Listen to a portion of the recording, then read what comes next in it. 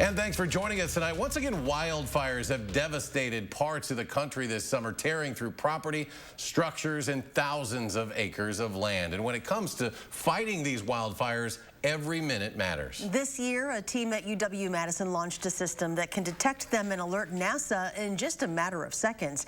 And as our Arman Rahman finds, it all starts in space.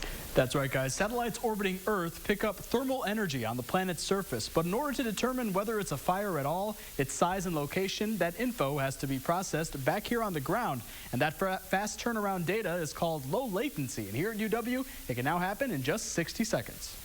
In fact, highlighting a fire that was detected this morning in North Carolina. Wildfires detected from space can now appear on the NASA firm's map faster than you can type in the website. We looked at the hardware systems that we have both in orbit and the receiving systems that we have here at UW and said, we don't see any reason why we couldn't do this in 60 seconds. That traditionally takes 60 minutes.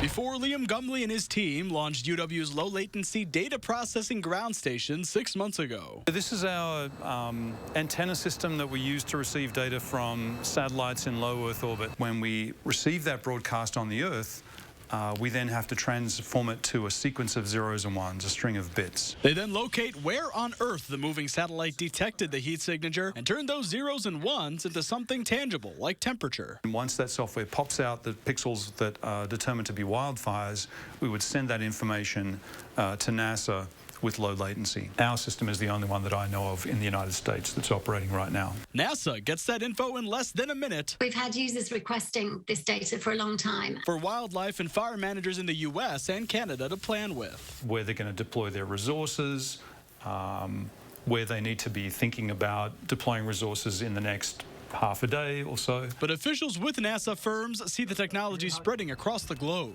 I think it's valuable at all different scales. So whether you're doing strategic fire monitoring or whether you're doing modeling fire spread. And Gumley and the team here think it could be the beginning of fire detection right at our fingertips. Just like you get a warning today about severe weather, if you happen to be in a county where there's a severe weather warning or a thunderstorm warning, that perhaps you could get a warning about there's a fire that's been detected in proximity to your location. And another fun fact, one of those Earth-orbiting satellites used in the system is the Sumi NPP, named after the UW-Madison meteorologist.